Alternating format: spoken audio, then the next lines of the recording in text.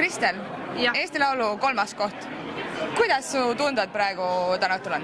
Mega head. Ma rääkisin peale tulemusi, rääkisin emaga, mul on nii hea meel. 3. koht, ma poleks suutnud seda üle elada, et sa võidad. Ja mul on samamoodi. Ma ei jõua kõike teha kogu aeg. Nii et mul on ülihea meel, mul on Jürile nii hea meel. Jüril on vapustav eelmine aasta olnud ja see aasta tuleb veel ägedam ja ta on lihtsalt nii ära teeninud selle tubli poiss. Kas sul on natuke kahju?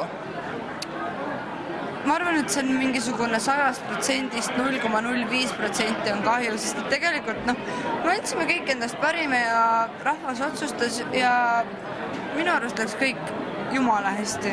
Ma olen väga uhke enda üle, mul ei läinud hääl ära, mis on väga hea ja ma õppisin sellest väga palju, nii et minu jaoks võit oli see anyway, nii et mul on väga hea meel. Sa said tuntuks meie kõigi jaoks tegelikult ju näitlejana, et kelleks sa ennast nüüd rohkem pead, kas näitlejaks või muusikuks? Ma pean ennast kõige rohkem ja ennekõike Kristeliks. Kõik tiitlid, mis sinna juurde käivad, on teiste otsustada. Ma arvan, et see on sobivam.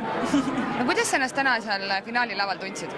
Väga ägedalt, sest ma sain seal tegelikult olla üksinda ja kui ma vaatasin endast vasakule, siis mul oli üliäge kamp inimesi, keda ma jälle tänaksin. Rahel, Kristiina, Anett, Karl-Erik, Johanna, nüüd vist kõik Joosep, Ago, Hugo, Mari-Liis kostüümi eest, Heiki pluss kõik Frost FX inimesed, kõik inimesed, kes natukenegi, Rene, kõik inimesed, kes aitasid, suur aitäh teile, ma olen nii tänulik ja see oli nii äge kogemus juba sellepärast, et inimesed tulevad kokku ja näevad vaeva ja armastavad seda, mida nad teevad, sest et minule tundus, et sa võid siit mööda tulla, kui sa tahad. Minule tundus, et ma tegin tööd ainult nende inimestega, kes armastavad seda, mida nad teevad ja mul on sama asi. Nii et see on ülihea.